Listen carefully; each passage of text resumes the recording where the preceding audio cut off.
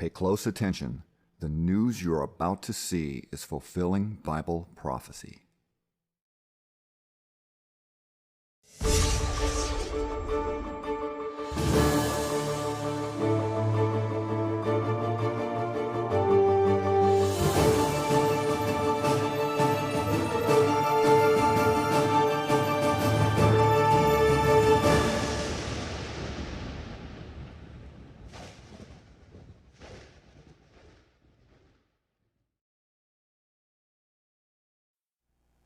Welcome to another edition of YPN News, bringing you the news that relates to Bible prophecy and foretold by Yeshua Hawkins.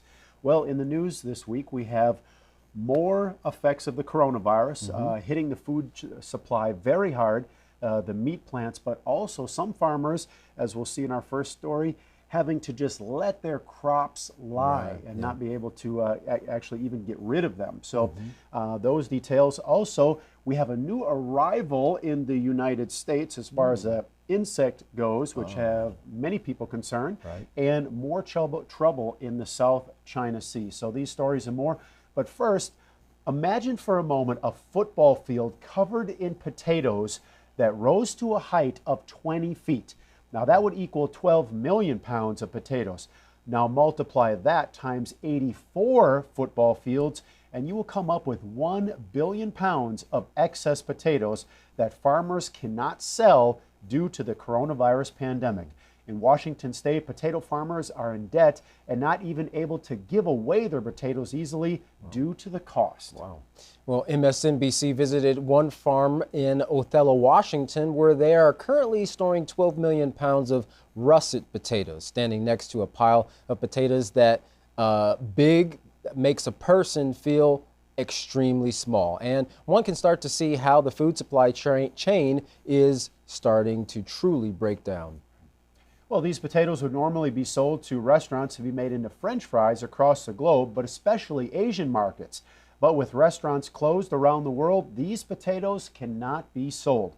Now, this farm is just one of many farms facing the same dilemma, and all those potatoes combined adds up to 1 billion pounds here in the U.S. that farmers have to house without hope of selling.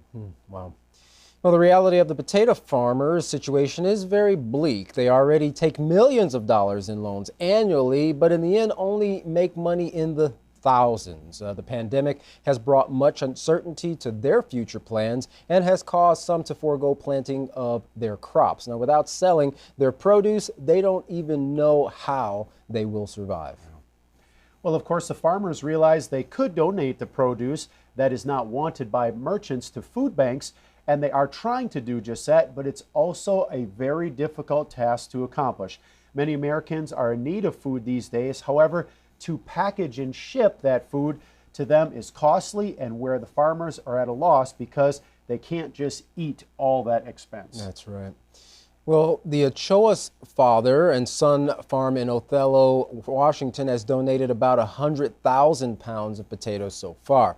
But compared to the 12 million pounds they still have, that barely makes a dent in their storehouse. Food for so many in need, but just out of reach. Clearly, the system is breaking down. As we mentioned before, very sad that so many people, are suffering with not having enough food to eat. And then you have a situation like this where they can't, it's hard for them to actually try to get rid of it all, and they still have to have the trucks to ship it and so forth. So very difficult situation when the system breaks down. Yeah, and social distancing makes it hard to even allow groups of people to come in and handle the food to try to get it on their own. So just coming up with a plan, I can see, is very frustrating. Well, the food crisis is not limited to the farms, though. Grocery giants like Costco and Kroger are now putting limits on how much meat their customers can buy. Now, with the meat processing plants shutting down all over the country due to unsafe working conditions, which have caused thousands of plant workers to come down with COVID-19, supermarkets and restaurants that have had their drive-thrus operating are having to ration. At Wendy's restaurants across the U.S., managers are asking that famous ad campaign question, where's the beef? The company issued a statement saying, some of our menu items may be temporarily limited. That includes Wendy's triple cheeseburger. Other restaurants like McDonald's have begun to look at where the demand is for products like their Big Mac and Quarter Pounder and sending it to those with highest demand, leaving others with much less than their normal share. Well, some meat processing plants that were shutting down are pushing to reopen, like the Smithfield plant in Sioux Falls, South Dakota. Now, they had over 800 cases of COVID-19 at the Sioux Falls plant, but are now open and testing their workers. Now, however, other plants are still closing, even though there is an executive order requiring them to stay open.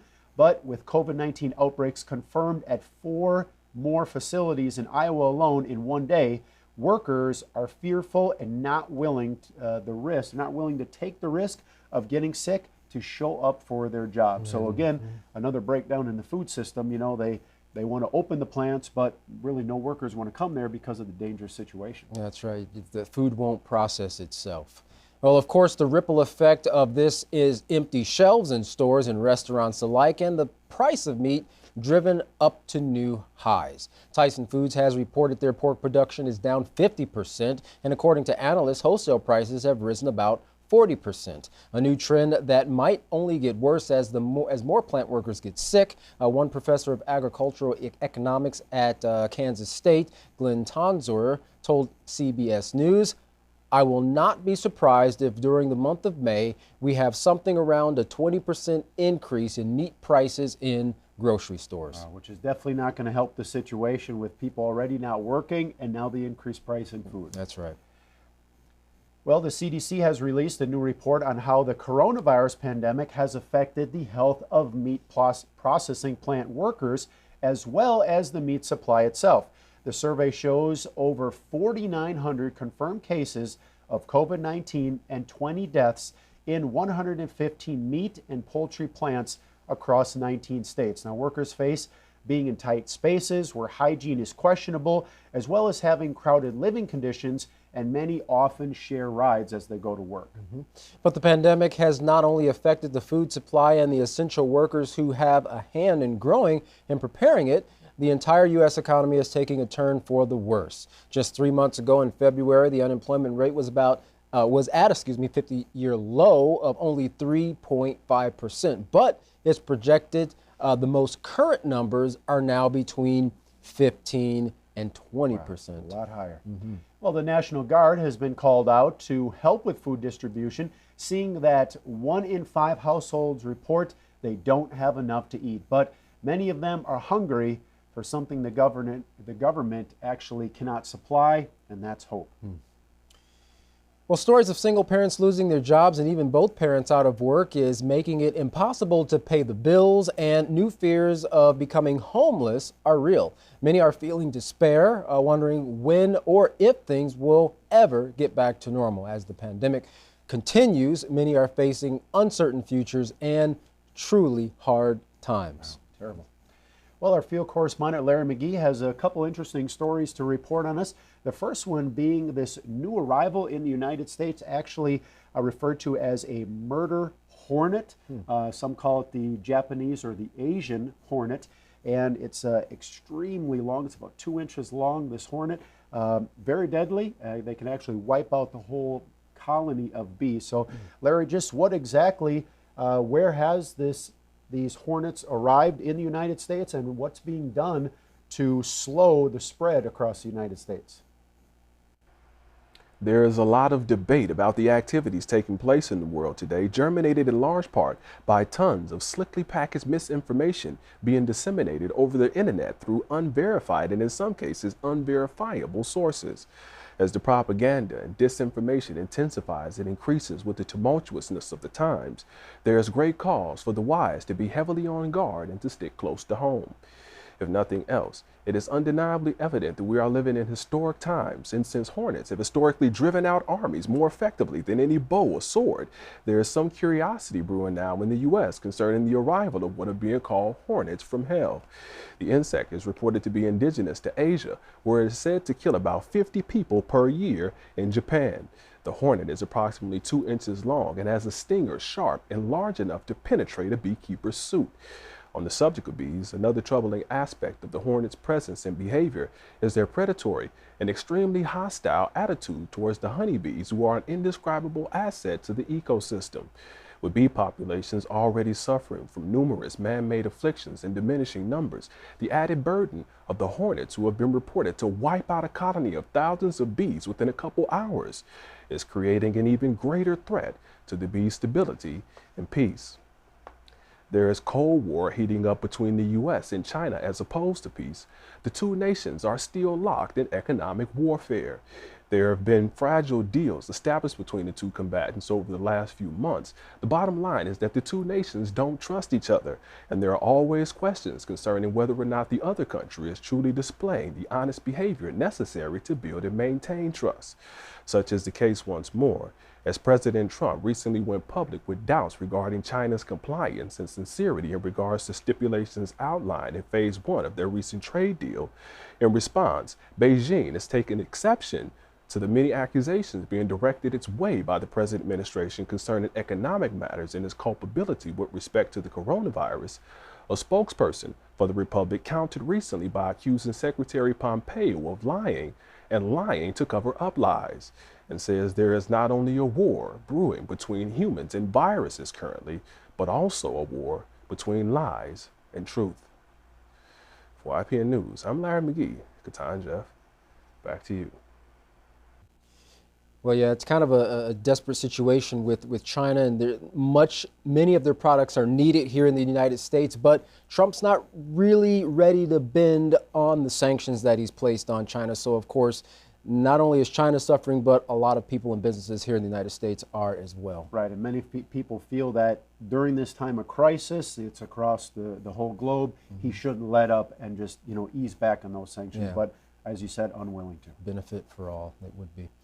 Well, the White House is blaming China for the outbreak of the coronavirus in the U.S., saying that it was formulated in a Wuhan lab. U.S. national intelligence rejects that theory. Others say that this is the U.S.'s attempt to take the attention off of its not-so-great response in dealing with COVID-19 outbreak here at home, that in comparison to other developed countries. To add insult to injury, the U.S. also sent B-1B bombers to the region as a show of force, along with 2 more Navy ships that are set to be on their way to patrol the South China Sea. Well, those ships are set to patrol off the coast of Malaysia, where the U.S. accuses China of stealing the country's oil supply. Now, China's argument is that the region belongs to the South China Sea, so it belongs to them anyway, historically, and as a response, China is threatening the U.S. to leave their backyard. Now, the border between China, India, and Nepal is also being contested, with India and China claiming land areas on opposite sides of the border, causing fights between both sides, tensions between two countries that both have nuclear weapons, putting many on edge. And actually, some of those fights, the soldiers were getting together having like fist fights from both sides. So it wasn't what you'd consider conventional military battles, but actually like more of a brawl. Yep, sure was.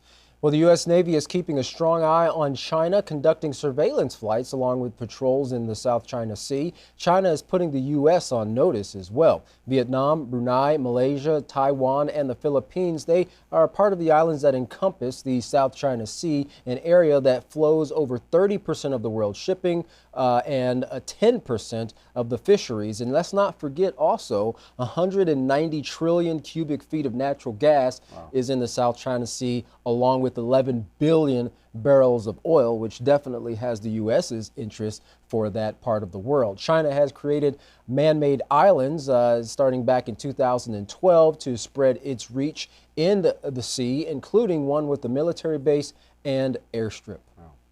Well, the U.S. accuses China of taking advantage of the situation in the chaos of the coronavirus pandemic, but interestingly enough, many of the Asian islands accuse the U.S. of stoking the fire of conflict in the region. Now, tensions between the U.S. and China are creating what analysts call a new Cold War and aggravating a situation which those in the region say they have been able to manage on their own. The United States is starting the process of removing some of its weaponry from Saudi Arabia as things wind down from the previous military buildup there as tensions arose with Iran. Areas affected by the withdrawal are Saudi oil installations, which the U.S. beefed up measures after an attack on the Saudi Aramco facility last September. Dozens of military personnel will also be reassigned as a result. President Trump, now when he was asked, did not want to give specifics regarding the withdrawal, but he did say that the U.S. is making a lot of moves in the Middle East and elsewhere throughout the world. Well, the president continued, "We've been taken advantage of, but we're making moves all over the world regarding our military, and now we have one of the strongest militaries in the world, and we've spent $1.5 trillion on our military. We have the best equipment, missiles, planes, the best of everything, and we've just authorized new ships to be built.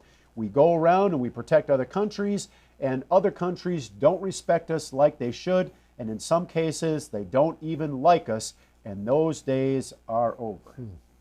Well, President Trump was recently questioned on his thoughts regarding the COVID-19 virus and a vaccine at a press meeting, and he had some pretty clear thoughts on the matter. Let's just take a listen to what he had to say about it.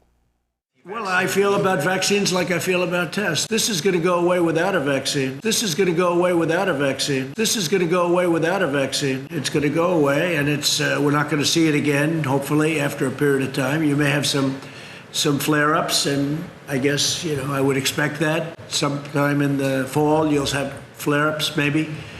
Maybe not. You may have some flare-ups next year, but eventually it's going to be gone. It's going to be gone. There are some viruses and flus that came and they went for a vaccine. They never found the vaccine and they've disappeared.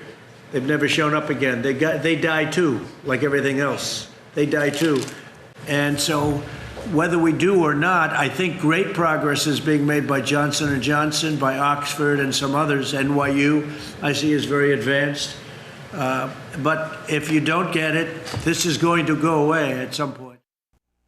Now, the president's comments there, Katan, kind of interesting because not too many other people are saying it's just going to disappear or vanish, except Yeshua Hawkins, who's been explaining to all of our viewers that this does have a limit, and it is 5 months. So that was very interesting what President Trump had to say, because it corresponds exactly with what Yeshua Hawkins has been bringing out regarding the scriptures that say this disease or this virus has a 5-month time period. That's right. Interestingly enough, to add to that, Yeshua Hawkins has also been the only one that I know of, while everyone else is scratching their head, to point out why this virus started in the first place and how it wasn't just not, as everyone's blaming China, this was something that was formulated in the lab.